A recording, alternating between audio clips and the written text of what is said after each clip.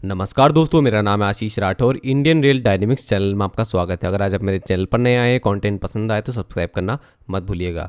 दोस्तों, आज एनालिसिस करूंगा एक रेलवे रिपोर्ट के बारे में जो कि अभी 2 दिन पहले ही आई है। जून के महीने में कंचनजंगा एक्सप्रेस का जो दुर्घटना हुई थी पश्चिम बंगाल में, उसके बारे में बड़े बड़े खुलासे हुए हैं। बहुत सी चीज़ें अभी उसमें सामने आई हैं, वो आप सभी को जानना ज़रूरी है अगर आप लोग भारतीय रेलवे में सफ़र करते हैं। दोस्तों, 17 जून 2024 को कंचनजंगा एक्सप्रेस पश्चिम बंगाल के दार्जिलिंग में दुर्घटना का शिकार हो जाती है। अब यहाँ पर हुआ क्या था उसको समझते हैं और इस पर chief commissioner of railway safety CCRS की रिपोर्ट में बड़े बड़े खुलासे हुए हैं, उसके बारे में जानेंगे। दोस्तों, 17 जून को जब यह ट्रेन रानी पात्रा रेलवे स्टेशन एक जगह है और उसके आगे एक छत्तर हॉल्ट है। इस छत्तर हॉल्ट और रानी पात्रा के बीच में ऑटोमेटिक सिग्नलिंग खराब हो चुकी थी। इसका ख़राब होने का समय था सुबह 5:50 17 जून को, और उसके बाद 3 घंटे बाद यहाँ पर इसी एरिया में एक्सीडेंट हो जाता है। रानी पात्रा और छतर हॉल्ट के बीच में एक्सीडेंट होने का कारण होता है एक मालगाड़ी, जो कि लोडेड मालगाड़ी पीछे से आ रही थी और सीधा वो टकरा जाती है कंचनजंगा एक्सप्रेस से, जो कि स्टिल कंडीशन में थी। और ऐसे में पीछे से काफ़ी इम्पैक्ट पड़ता है कंचनजंगा एक्सप्रेस में। और लोको पायलट जो कि गुड्स का था, उसमें एक लोको पायलट जो कि सीनियर लोको पायलट थे अनिल कुमार जी, उनकी मृत्यु हो जाती है।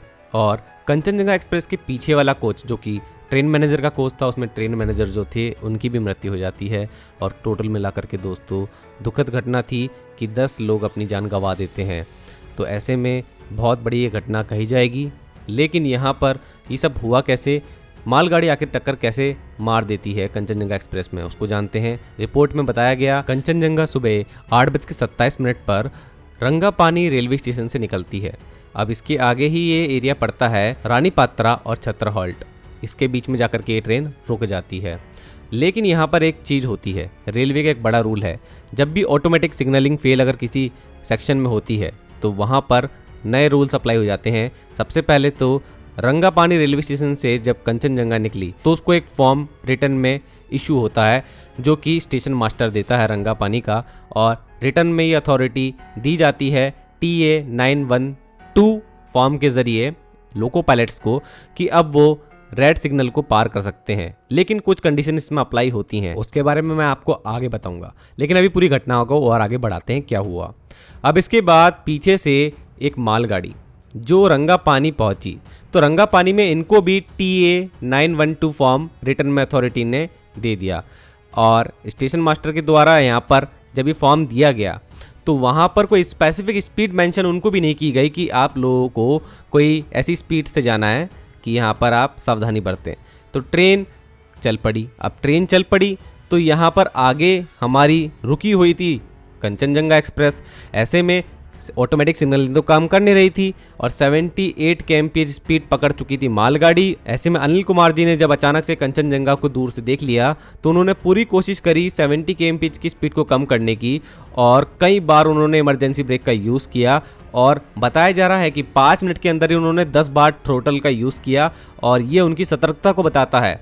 और ऐसे में वो स्पीड को लेकिन 40 kmph तक हिला पाए, और ऐसे में कोलिजन हो गया। 8:55 पर ही कोलिजन हुआ है और रंगापानी रेलवे स्टेशन से मालगाड़ी 8:42 पर निकली है। तो लगभग 15 मिनट के अंदर ये सब कुछ हुआ है। इस घटना के होने के बाद ही railway board chairman Jaya Varma Sinha ji आ गई थी सामने। उन्होंने कहा कि लोको पायलट जो गुड्स के थे उन्होंने स्पीड का पालन नहीं किया, जो कि रूल के अंतर्गत आती है। जब भी कोई ऐसा रेड सिग्नल पार करना होता है TA 912 उनको मिल जाने के बाद, तो ऐसे में लोको पायलट्स के ऊपर सारी चीज़ें डाल दी गई। लेकिन आज CCRS की ये रिपोर्ट ने पूरी तरीके से खंडन कर दिया इस चीज़ का, और बात का खुलासा हो चुका है। रेलवे ने क्लीन चिट दे दी है अनिल कुमार जी को, और गुड्स पायलट्स की कोई गलती नहीं है, ऐसा रिपोर्ट में बता दिया गया है। और आज अनिल कुमार जी का जो परिवार है, जिनको बहुत ज़्यादा दुख था कि वो तो नहीं रहे और साथ में ही उनके ऊपर इल्ज़ाम भी लगा, तो आज वो हटा, तो इस चीज़ की उन लोगों को थोड़ी राहत मिली है। अब CCRS की रिपोर्ट में काफ़ी बड़े बड़े खुलासे हुए हैं। देखिए, कुछ बड़ी बात मैं आपको बताता हूँ क्या क्या निकल के आई हैं। एक तो ये फॉर्म TA 912, इसके अकॉर्डिंग जो रूल अप्लाई होते हैं कि अब आप रेड सिग्नल को पार तो करोगे क्योंकि वो ख़राब है, लेकिन 15 kmph से ज़्यादा आपकी स्पीड नहीं होनी चाहिए, और आपको वहाँ सिग्नल जहाँ ख़राब है वहाँ पर ट्रेन को रोकना भी पड़ेगा। तो ऐसे में पता लगा कि इसी सेक्शन पर सुबह 5 ट्रेनें और कंचनजंगा के अलावा निकली, लेकिन किसी भी लोको पायलट ने इस तरीके का कोई भी कॉशन नहीं लिया। इसका मतलब लोको पायलट्स को यहाँ इस जोन में मालूम ही नहीं है कि ये रूल क्या होते हैं, और ये बहुत ही बड़ा सिक्योरिटी लैप्स निकल के आया है। तो ऐसे में इनको जो ऑर्डर मिल रहा है उसमें ऊपर के अधिकारियों की भी बहुत बड़ी गलती ये है कि लोको पायलट्स को उन्होंने जानकारी ही नहीं दी। तो लोको पायलट्स का काम सिर्फ चलाना है, वो इंस्ट्रक्शन फॉलो करते हैं, लेकिन ऊपर से इंस्ट्रक्शन और ये TA-912 जो फॉर्म है इसमें भी ये जानकारी मेंशन नहीं थी कि उनको क्या स्पीड मेंटेन करनी है। गुड्स को ये सिग्नल पार करने के लिए जो फॉर्म मिला उस पर साइन नहीं थे इस गुड्स के ट्रेन मैनेजर के। ये भी एक बड़ा सिक्योरिटी लैप्स है, मतलब काम ऐसे ही चल रहा है, मतलब कोई प्रोफेशनलिज्म दिख नहीं रहा काम में। दूसरी बात, ट्रैफिक इंस्पेक्टर जो यहाँ पे हैं और CLI चीफ लोको इंस्पेक्टर जो यहाँ थे, उन्होंने भी कोई इंस्ट्रक्शन नहीं दिया इस फॉर्म के जारी होने के बाद गुड्स के लोको पायलट्स को। तो ये बड़ी एक सिक्योरिटी लैप्स ऊपर लेवल से ही निकल के आ रही है, मतलब रेलवे के मैनुअल्स का यहाँ पर पूरी तरीके से पालन किया ही नहीं गया। और भी बड़े खुलासे हुए हैं। जो गुड्स ट्रेन थी उसमें ट्रेन मैनेजर और लोको पायलट के बीच में कम्युनिकेशन के लिए वॉकी टॉकी नहीं दिए गए, वो अपने मोबाइल फ़ोन से ही कम्युनिकेशन कर रहे थे। ये भी एक बड़ी गलती है।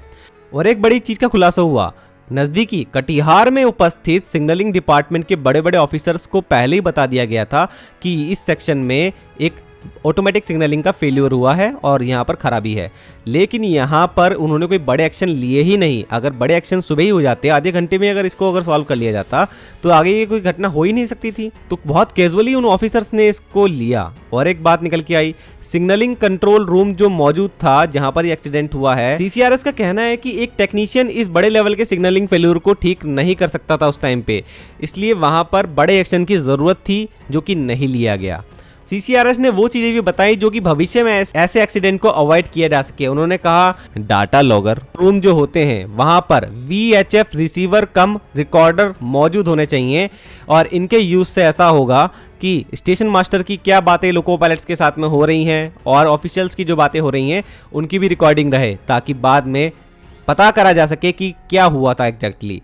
साथ में उन्होंने कहा कि सिग्नलिंग से रिलेटेड जो RDSO से जुड़े हुए OEM हैं जो कि प्रोवाइड करते हैं प्रोडक्ट सिग्नलिंग के, उनको अपने गुणवत्ता में सुधार लाने की ज़रूरत है। आखिर ऐसे कैसे ऑटोमेटिक सिग्नलिंग में काफ़ी ज़्यादा दिक्कतें आ रही हैं, क्या प्रोडक्ट में कोई खराबी है? तो RDSO को ये सुनिश्चित करना चाहिए कि उनका OEM पार्टनर सही से काम करे। उन्होंने बताया कि 1 अप्रैल 2019 से लेकर 31 मार्च 2024 के बीच में सिग्नल पासिंग एट डेंजर मतलब कि रेड सिग्नल को भी क्रॉस करने की कोशिश की गई है, और ऐसे 208 मामले हुए जिसमें 12 मामलों में कॉलिजन हुआ है, मतलब 12 दुर्घटनाएं हुई हैं।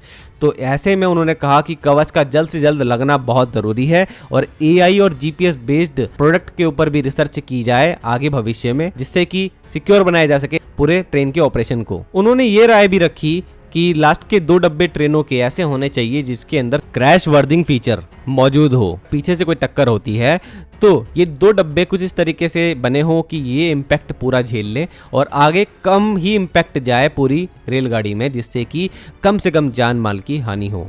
तो दोस्तों यहाँ से एक बहुत बड़ा सवाल ये निकल के आता है, ट्रेन ऑपरेशन में काफ़ी लेवल के डिपार्टमेंट इन्वॉल्व होते हैं और हर डिपार्टमेंट में छोटी छोटी एरर्स की वजह से बड़ी दुर्घटना हो जाती है। रनिंग लोको स्टाफ एसोसिएशन के उपाध्यक्ष SS ठाकुर, इन्होंने भी दैनिक भास्कर को एक इंटरव्यू में कहा है, सिग्नल फेल होने की स्थिति में जो TA-912 जारी किया जाता है, ऐसे में जुड़े नियम ये भी हैं कि जब तक आगे वाली ट्रेन अगला स्टेशन ना पार कर ले तो पीछे खड़ी दूसरी ट्रेन को पिछले स्टेशन से आगे नहीं बढ़ाते। तो ऐसे में मालगाड़ी को कंचनजंगा के गुजरने के 15 मिनट बाद ही कैसे जाने की अथॉरिटी मिल गई।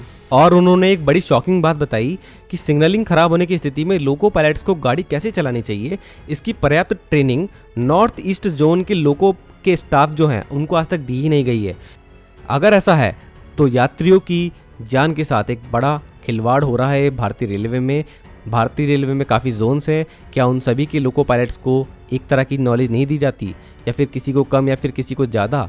तो ये तो एक बहुत ही बड़ा इशू होने वाला है भारतीय रेलवे में, और इससे तो फिर आगे एक्सीडेंट ऐसे रुकने ही नहीं वाले कि लोको पायलट्स तो वही करेंगे जो उनको सिखाया गया है, या फिर उनके सिखाने में कोई बड़ी दिक्कत है।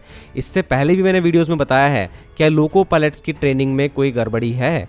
जोन्स में जो ऑफिसर्स हैं, जो ऑफिशियल लेवल के लोग हैं, क्या वो लोग ढिलाई बरत रहे हैं बहुत सारी चीज़ों में? अगर वो ही सही से काम नहीं सीखेंगे तो वो नीचे के लेवल पर और क्या ही सिखा पाएंगे। तो इन चीज़ों पर रेलवे डिपार्टमेंट को गौर करने की बहुत ज़रूरत है। दोस्तों आपको एक बड़ी घटना बताता हूँ। वर्ष 2017 से लेकर 2021 के बीच में रेलवे में 1129 रेलवे दुर्घटनाएं हुई, जिसमें से 422 दुर्घटनाओं में इंजीनियरिंग डिपार्टमेंट का हाथ था, उनकी गलती साबित हुई। और 171 घटनाओं में बैड ट्रैक कंडीशन थी। 182 घटनाओं में मैकेनिकल फॉल्ट पाया गया जो कि रोलिंग स्टॉक में था। और 154 घटना में लोको पायलट की खुद की गलती पाई गई। तो देखा आपने, 422 सबसे ज़्यादा इंजीनियरिंग डिपार्टमेंट की गलती निकल के आई है। क्या ऑफिसर्स लेवल पर या फिर टेक्निकल लेवल पर क्या हमारे रेलवे में काम कर रहे कर्मचारी कहीं ना कहीं ढिलाई बरत रहे हैं? सवाल तो उठता ही है भारतीय रेलवे पर। और एक बहुत बड़ी ऑर्गेनाइजेशन है भारतीय रेलवे, क्या रेलवे के जो मैनुअल्स हैं उनका दोबारा से रिस्ट्रक्चरिंग होने की ज़रूरत है? मुझे लगता है कि हाँ, दोबारा से नए सिरे से इस पूरे के पूरे जो रूल्स की बुक है, मैनुअल्स है, उनको दोबारा नए सिरे से रखना चाहिए। और एक्सीडेंट से अभी तक जितने भी फीडबैक मिले हैं उन सभी को देख करके एक बड़ी लेवल की मीटिंग हो, समीक्षा हो और एक नए रूल्स भी बनाए जाएं, क्योंकि अभी हमारे पास नई तरह की ट्रेनें आने वाली हैं, नई तरह की सिग्नलिंग सिस्टम भी अब आ चुका है भारतीय रेलवे में, कवच भी इंस्टॉल हो रहा है। तो ऐसे में हम लोगों को और भी ज़्यादा नए तरह के रूल चाहिए और जो पुराने रूल हैं उनके अंदर अमेंडमेंट की ज़रूरत है, ताकि बुरी से बुरी कंडीशन में भी एक्सीडेंट को रोका जा सके। तो इसी के साथ दोस्तों आज की वीडियो खत्म करूंगा। आप लोग भी अपनी वैल्यूबल राय कमेंट सेक्शन में जरूर देना। आज के लिए इतना ही। वंदे मातरम। भारत माता की जय।